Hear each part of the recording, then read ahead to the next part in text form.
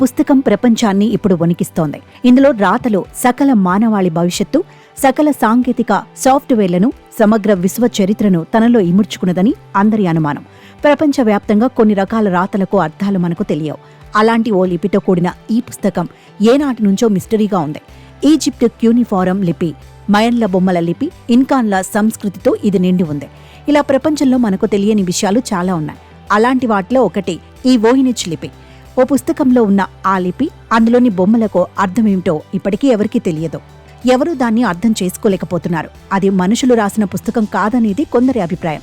ఇది మధ్య యుగానికి చెందిన పుస్తకం. ఇది కొన్ని వందల ఏళ్లుగా పజిల్లాగా సవాల్ విసురుతోంది. లిపులను అర్థం చేసుకునే వారికి కూడా ఇది ఆశ్చర్యపరుస్తూనే ఉంది.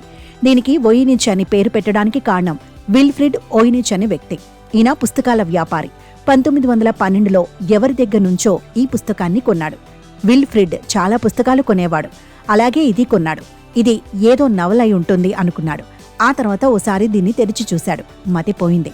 లోపల ప్రతి పేజీలో విచిత్రమైన రాత ఉంది. మొక్కల బొమ్మలున్నాయి. అలాగే ఖగోళ, జ్యోతిష్య శాస్త్ర రేఖా చిత్రాలు ఉన్నాయి. అలాగే కొన్ని అర్థం కాని వింత చిత్రాలను ఈ పుస్తకం కలిగి ఉంది. ఈ పుస్తకంలోని లిపిని అర్థం చేసుకోవడం విల్ఫ్రిడ్ వల్ల కాలేదు. కాలక్రమంలో దీని గురించి కొంతమందికి తెలిసింది. వాళ్లు అర్థం చేసుకునేందుకు ప్రయత్నించి ఫెయిల్ అయ్యారు. ఆ తర్వాత లిపులను అర్థం చేసుకునే నిపుణులు సైతం చేతులెత్తేశారు.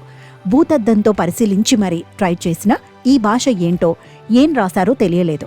ఈ పుస్తకంలోని భాష రాత లాంటిదే ఈ భూమిపై మరెక్కడా కనిపించలేదు. కానీ రాసిన విధానాన్ని బట్టి ఇది పిచ్చి రాత కాదని, ఖచ్చితమైన భాషనని భావించారు. ఎందుకంటే ఇందులో పదాలు, వాక్యాలు, కామాలు, వ్యాకరణం ఇలా అన్నీ ఉన్నాయి. కానీ అర్థం కాలేదు. ఇది 15వ శతాబ్దంలో చేతితో రాయబడిన 240 పేజీల పుస్తకం. దృష్టాంతాలు చాలా వింతగా ఉన్నాయి. అంటుకట్టిన మొక్కలు, విశ్వశాస్త్ర పటాలు, ఆకుపచ్చ ద్రవంతో స్నానపు కొలనులు. కాని అందరినీ కలవరపెట్టే వచనం ఇది. వోయినిచ్లో అనేక మంది మానవ లేఖకులో తెలియని వర్ణమాలలో రాసిన దాదాపు 38,000 పదాలు ఉన్నాయి. కొంతమంది ఇదేదో సీక్రెట్ కోడ్ కావచ్చని, మరికొందరేమో ఇదేదో సాంకేతిక భాష కావచ్చని అన్నారు. మరికొందరు ఇది స్వయంగా రూపొందించిన భాష కావచ్చు అన్నారు.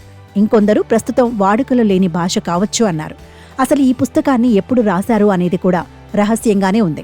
కార్బన్ డేటింగ్ ద్వారా దీన్ని క్రీస్తు శకం 1404, 1438 మధ్య రాసి ఉంటారని అంచనా వేశారు. యూరప్ ఖండంలోనే ఎక్కడో రాసి ఉంటారని భావించారు.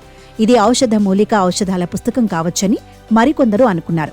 కొందరైతే కొత్త కోణాలు చెప్పారు. అసలు ఈ పుస్తకం భూమికి సంబంధించింది కాదని, గ్రహాంతర వాసులకు సంబంధించిందని అంచనా వేశారు. భూమిపై తిరిగిన గ్రహాంతర వాసులు దీన్ని రాసుండొచ్చని మరికొందరు అభిప్రాయపడ్డారు. ఇంకా దీనిపై లెక్కకు మించిన రకరకాల ఊహాగానాలున్నాయి. దేనికి ఆధారం లేదు. వోయినిచ్ మాన్యుస్క్రిప్ట్ ను డీకోడ్ చేయడానికి, అర్థం చేసుకోవడానికి అనేక ప్రయత్నాలు చేసినప్పటికీ ఇది చరిత్రలో అత్యంత సమస్యాత్మకమైన తాంత్రిక పత్రాలలో ఒకటిగా మిగిలిపోయింది. ఇందులో ఏముందో ఎవరైనా చదివి చెబితే యావత్ మానవ భవిత ఈ క్షణమే తీసిపోవచ్చేమో.